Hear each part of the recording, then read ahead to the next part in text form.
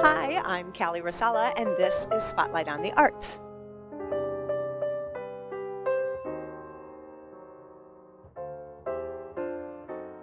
Well, we're now talking with the lovely director of A Christmas Story the Musical, Miss April Vargo.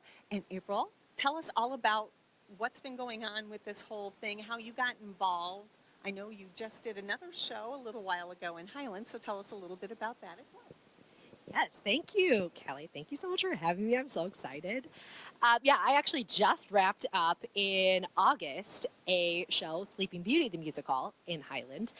And during that time, I got a call actually from Marty Dybell, the producer and the president of Marion Theater Guild, asking me if I'd be interested in directing the fall musical here at Marion.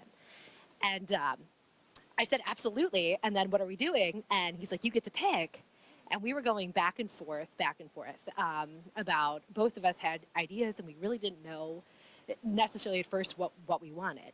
And A Christmas Story just seemed like the perfect fit because this is actually Marion's 90th anniversary, so the 90th year of its origin. And having a show that takes place in Homan, Indiana, and Northwest Indiana essentially, is such a cool basically experience because here we're in Hammond. I mean, Robertsdale, I believe, is where Marion is. So being a Hammond theater and being able to kind of play homage to this show, I thought was really, really neat. And the opportunity, being such a big 90th year, to have a show that brings back to the community and ties in the heritage is a cool opportunity. Okay, so let's talk about how long you guys have been rehearsing, what all is involved in trying to get something like this on this big, big stage, and all the scenery and everything, because the Sleeping Beauty one was a little bit different where that stage is just perfect for that kind of a thing, where this show, it takes place at a school, it takes place at their home, it takes place outside, it takes place all these different places, and you're on one little teeny stage. And so there's got to be a lot of talk about how we're going to design the set, and then there's got to be music, and you've got to have a music director, and there's got to be rehearsals, and then there's dancing and everything else. And so tell us what all that's like, trying to get that all together, and when you guys started for this opening on November 3rd. Yeah, so like you said, this has actually been a huge undertaking because this particular show we had started right after Labor Day with rehearsals. And we've been rehearsing all September, all October, Monday through Thursday evenings. And a lot of our rehearsals center around music and dance.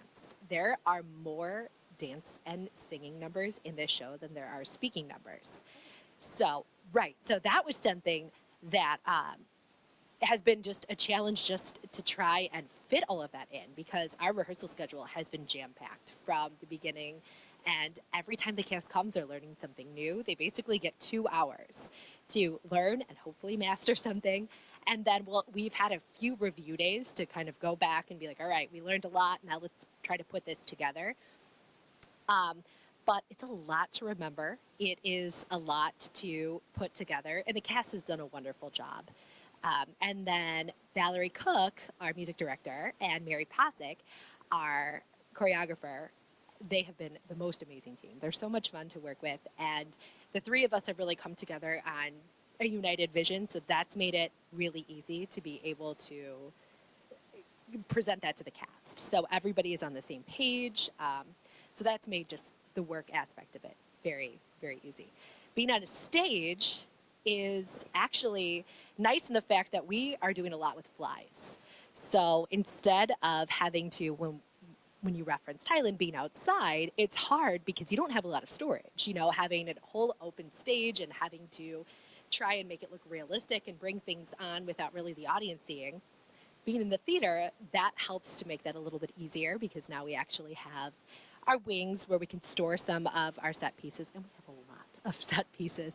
Bringing them on, bringing them off, and just choreographing that in general is a whole nother beast that we're actually going to be starting next week. So once the cast masters all of the content, then it's choreographing the set, which truly is like a dance in and of itself, is moving all the set pieces and making sure that they are exactly where they need to be at the right time.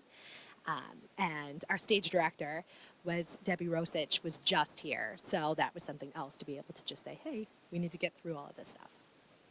Now, to undertake something like this, you just talked about some of the people involved. Will there be an orchestra, or is it more like just piano music, or what for all the musical pieces? Yes, we have a full orchestra. I believe it's about 6 or 7 piece orchestra. So some of them are done by keyboards, and then others are the live instruments. And then besides the music and the dance, you have a stage director, you have people making all these things, you have costumes and stuff. Tell us some of the people who are involved in this production. Yeah, so Tina Stasny has been our costume designer, coordinator. She is fabulous. She has purchased some of the costumes, but she's also handmade a lot of the costumes. And I mean, the way that she just whips these things out, she's incredibly talented. And they look fabulous, and especially like, you know, the iconic bunny suit and things like that. They're just so adorable. And they definitely make the story come to life. And then how about all this scenery and all the different things? Like, who does all of that? Well, Marty Dybel is the scenic creator and director. So he's the one that has actually come up with the designs themselves. And then he has an entire crew of people that come in and they work alongside and build these set pieces themselves. And how much time does it take before you start the whole audition and rehearsal process? What do you have to go through to get ready for that point and then go from there? That's a lot of reading through the script and making sure you have a clear understanding of who your characters are and who you absolutely need, and then who are maybe, oh, how big do I want my chorus is? But also connecting to your characters. So when you do have people come into audition, you have a very good idea of what you're looking for and understanding the storyline so that you can explain different scenes to different people and help them along the process as well. So it's a lot of research and reading and really delving into the script at the beginning. I tend to do a lot more of my work after I have the cast because I love getting to play off the strength of my actors. So I usually like to familiarize myself with the script and really understand what it is I'm working with, have a vision of who I want, and then once I get my cast, I start really working hard on the blocking, and our choreographer did the same things, our movement, so that we can play off the strengths of our actors. Well, having met the main characters of the family, I can only imagine how phenomenal this whole performance is going to be. And if you would like to go ahead and read this information, I mean, we gave basic information, but if you want to fill everybody in so that they know what they need to do to be here to see this show, which they need to do. Absolutely. Well, our show dates are November 3rd, 4th, 10th, 11th, 17th, and 18th. All of the Saturday performances are at 8:15 p.m. and the Sunday performances are at 3 o'clock p.m. There is a dinner theater option on Saturday evenings only that includes cocktails for 21 and older. And the cocktails start at 6 o'clock. And then the dinner portion starts at 6:45. And the cost for that is an additional $25 to the cost of your ticket purchase price. And let me just say, I've eaten here and the food is phenomenal. It's really good, isn't it? They use that same food for the cast parties, and it's delightful. Yes, and they're so good. The ticket price is $16 for adults, which is a really good deal. Yes, and you're getting the full theater production, so yeah, you're getting a good deal. Seniors and students are $14, and seniors are 60 plus, so age-wise, and then students are just student age. Box office is open Monday through Friday, starting on October 22nd, so next week Monday, and 7 p.m. to 9 p.m. The box office, you can call to reserve your tickets at 219-473-7555.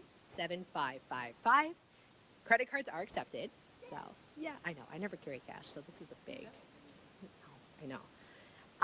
The auditorium can be found on 119th Street and Lincoln Avenue in Whiting, Indiana. Parking is free, so that's also another bonus because I know some places you go, you got to pay meters. And it is free. There's a lot of street parking, and then there's various lots throughout Whiting that are community lots. Some of them do fill up fast, so it's kind of like a first come, first serve wherever you can find them. This is, like I mentioned earlier, the 90th anniversary of Marion Theater Guild, which was founded in 1928. So it's a big celebratory year. Yeah, that's a big deal. 90 years of theater. And I've said this many times on the show, and I hope you all believe this. You don't have to go to Chicago and pay a fortune for parking and tickets and the stress of driving down the Dan Ryan to get there. You can go see amazing, phenomenal theater right here in your own backyard. Northwest Indiana has a plethora of theaters and talented people, so I cannot recommend more. Go out and patronize these places and expand your world and go see what these amazing people have to offer to you. April, thank you so much. I am so excited again to get to talk to you and to see another production that you're going to be doing, and I can't wait for everybody to come out and see it. Yes, thank you so much. It was so great seeing you again. Thank you so much. Bye, everybody. Bye.